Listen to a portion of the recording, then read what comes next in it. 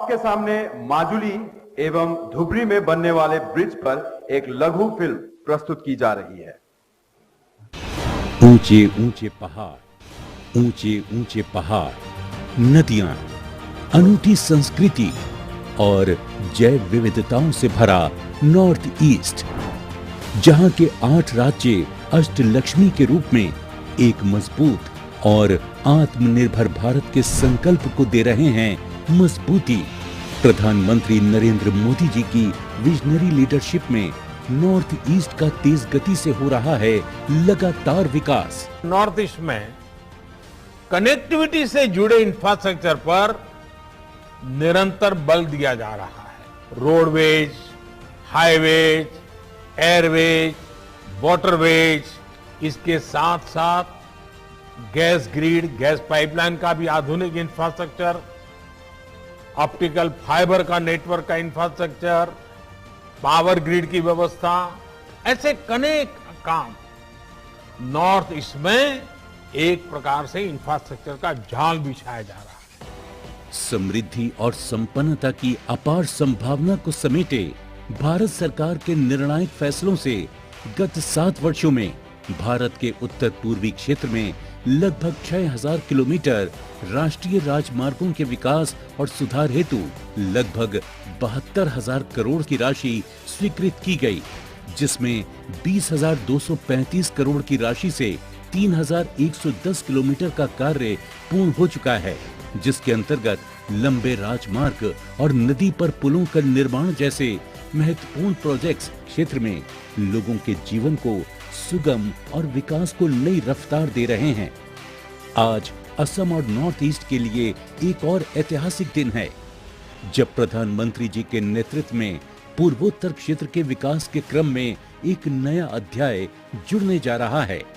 लगभग 5,000 करोड़ की लागत से बनने वाला असम के धुबरी और मेघालय के फुलबारी के बीच देश के सबसे बड़े रिवर ब्रिज का शिलान्यास और 900 करोड़ से अधिक की लागत से माजुली जोरहाट ब्रिज के निर्माण कार्य का शुभारंभ प्रधानमंत्री जी के कर कमलों से होने जा रहा है।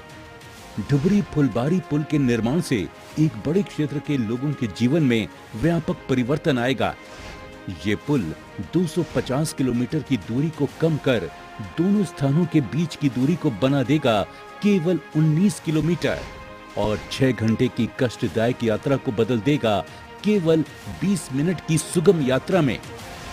साथ ही 21वीं सदी की कनेक्टिविटी से स्वास्थ्य और आपातकालीन सेवाओं तक लोगों की पहुंच होगी मिनटों में। बड़े पैमाने पर रोजगार और स्वरोजगार के अवसर बनेंगे और पूर्वोत्तर राज्यों की आर्थिक गतिविधियों को नई ऊर्जा और नई गति मिलेगी। असम मेघालय का ये पुल पेट्रोलिंग वाहनों के साथ साथ एम्बुलेंस, 24/7 सीसीटीवी कैमरे, अत्याधुनिक नियंत्रण कक्ष जैसी सुविधाओं से सुसज्जित होगा। दूसरी ओर माजुली जोरहाट ब्रिज के निर्माण से जोरहाट और माजुली के बीच 2 लेन कनेक्टिविटी स्थापित होगी। हस्तशिल्प और हथकरघा उद्योग को बढ़ावा मिलेगा। पर्यटन व माजुली की संस्कृति और आस्था को बढ़ावा मिलेगा और नदी द्वीप माजुली की विकास प्रक्रिया को गति मिलेगी। पूर्वोत्तर के समग्र विकास को समर्पित सरकार दूर दराज के क्षेत्रों को पुलों से जोड़कर आत्मनिर्भर भारत के संकल्प को नई राह से मिला रही है। ऐतिहासिक निर्णय, दृढ़ संकल्प के साथ देश के पूर्वोत्तर राज्यों में नए पुलों की शुरुआत। और अब मैं भारत के माननीय प्रधानमंत्री श्री नरेंद्र मोदी जी से आग्रह करूंगी कि वो डिजिटल माध्यम से ई-प्लग के जरिए माजुली ब्रिज के निर्माण के लिए भूमि पूजन और धुबरी फुलबारी ब्रिज का शिलान्यास करें।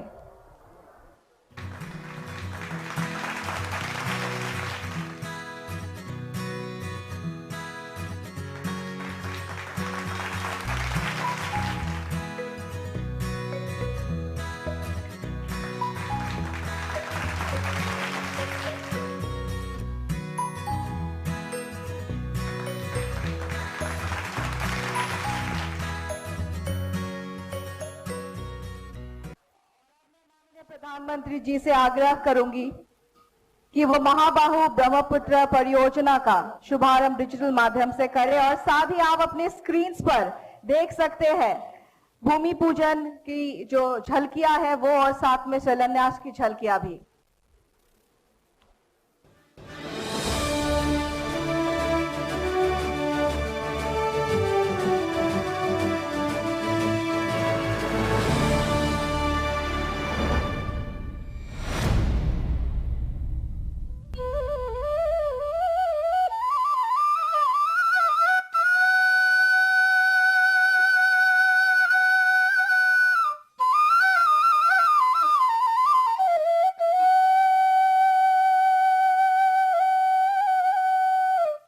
महाबाहु ब्रह्मपुत्र के किनारे हो रहे हैं सशक्त।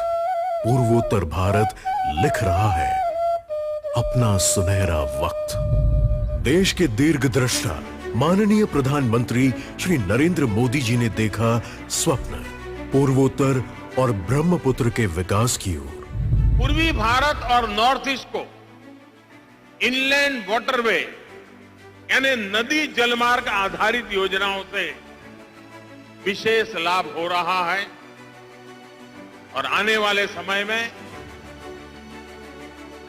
जल शक्ति के माध्यम से पूरे नॉर्थ ईस्ट को जोड़ने का नेटवर्क भारत के विकास में एक स्वर्णिम पृष्ठ के रूप में उभर करके आने वाला है। इसी विजन को साकार करने हेतु सामने आया प्रोजेक्ट महाबाहु ब्रह्मपुत्र।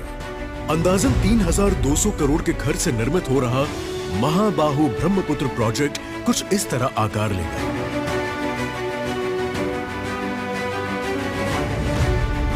इस सूची में सबसे पहले आता है जोगीघोपा में निर्मित हो रहा multi modal logistic park. Multi modal logistic park के बनने से यहाँ रेल, सड़क एवं इनलैंड वाटर यानी कि नदी के रास्ते कार्गो मूवमेंट को नई दिशा मिलेगी।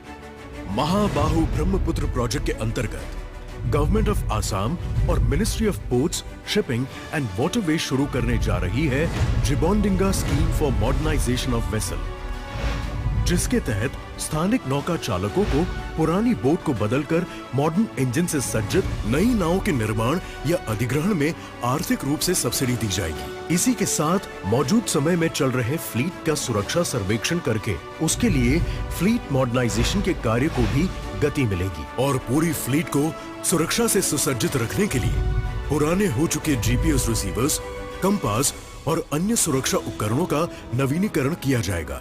इसी नवीनीकरण के साथ साथ आसामी उत्पादों के आवागमन हेतु बनाई जाएगी कम्युनिटी जेटी, जैसे कि फल एवं सब्जियों के लिए, चाय के उत्पादों के लिए, एग्रो प्रोडक्ट्स के लिए, फिशरीज के लिए और फर्टिलाइजर के लिए कम्युनिटी जेटीज। कम्युनिटी जेटी की बदौलत छोटे बड़े लोडिंग व्हीकल को आसानी से लोड अनलोड किया जाएगा। छोटे छोटे उद्योगों के साथ साथ बढ़ेगी बड़ी बड़ी जरूरतें और इन जरूरतों को पूरा करने के लिए बनाए जाएंगे परमानेंट टर्मिनल्स, जिसके तहत नॉर्थ एवं साउथ गुवाहाटी, जोगीघोपा, माइया, सोनामुरा जैसे बड़े और प्रमुख स्थानों पर परमानेंट टर्मिनल्स का निर्माण होगा। जैसे जैसे बड़े स्थलों पर परमानेंट टर्मिनल्स का निर्माण किया जाएगा, वैसे ही छोटे स्थलों पर मॉड्यूलर टर्मिनल्स का निर्माण किया जाएगा।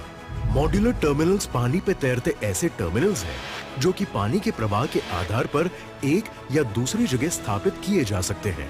इन सारे ट्रांसपोर्टेशन का सीधा लाभ यहाँ के पर्यटन को भी मिलेगा और साथ ही ब्रह्मपुत्र नदी पर बनेंगे वाटर एरोड्रोम टर्मिनल्स, जो कि पानी की सतह पर लैंड होने वाले हवाई जहाज के जरिए तेज आवागमन का एक विश्वसनीय स्रोत बनेगा। कार्य कर रहे सभी टर्मिनल एवं वेसल के संस्थागत, नियामक एवं सुरक्षा आयामों को बढ़ाया जाएगा और नेविगेशन सिस्टम के साथ रिवर इंफॉर्मेशन सिस्टम को सभी वेसल में शामिल किया जाएगा। ब्रह्मपुत्र में बना नेशनल वाटरवे 2 एवं बराक नदी पे बना national waterway 16 Indo Bangladesh protocol root के जरिए पूर्व एवं उत्तर पूर्वीय भारत को सुचारू कनेक्टिविटी प्रदान करेगा। साथ ही मौजूद जेटी का मॉडर्नाइजेशन होगा और उनकी कनेक्टिविटी बढ़ाई जाएगी। विकास के मार्ग पर चल रही शिप को कोई भी अड़चन का सामना ना करना पड़े, इस हेतु शिप रिपेयर फैसिलिटी का निर्माण किया जाएगा। इन सारे निर्माणों के मूल में है समृद्ध पूर्वोत्तर। प्रधानमंत्री श्री नरेंद्र मोदी जी के इस विजन की बदौलत ब्रह्मपुत्र के किनारों का विकास लेकर आएगा रोजगारी के नए अवसर और बड़े ही गर्व से ले चलेगा हमें समृद्ध पूर्वोत्तर से संपन्न भारत की ओर।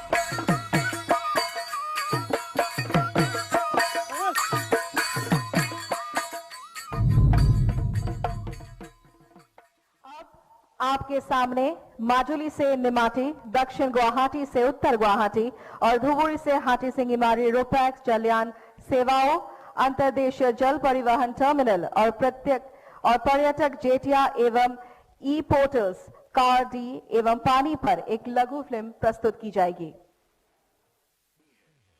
जहां पानी है वहां तरक्की है।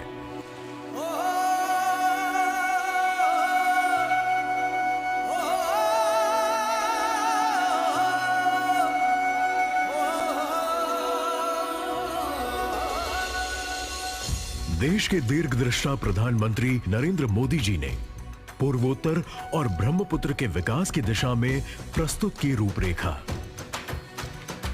पूर्वोत्तर की सुंदरता में लीन होने आ रहे राष्ट्रीय और अंतर्राष्ट्रीय सैलानियों के लिए जोगीघोपा, पांडु, विश्वनाथ घाट और निमाटी घाट जैसे टूरिस्ट पॉइंट पर शिलान्यास हो रहा है टूरिस्ट जेटी का।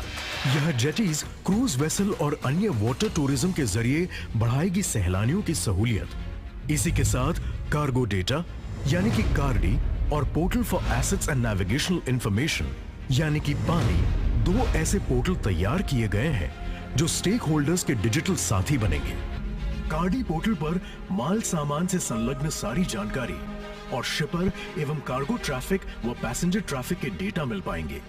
साथ ही पानी के जरिए नदी मार्ग से संबंधित सारी जानकारियां मुहैया करवाई जाएगी।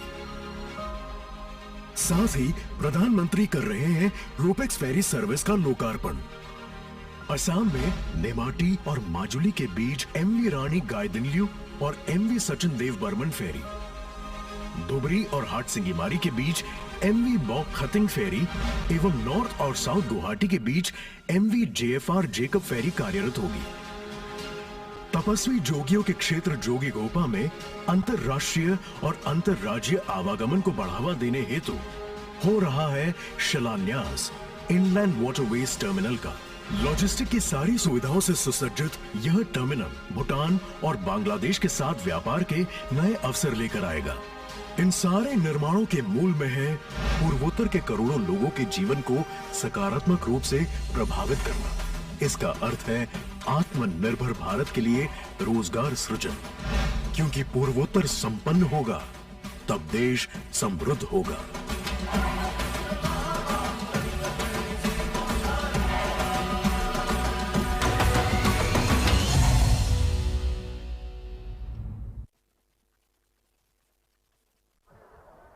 अब मैं माननीय प्रधानमंत्री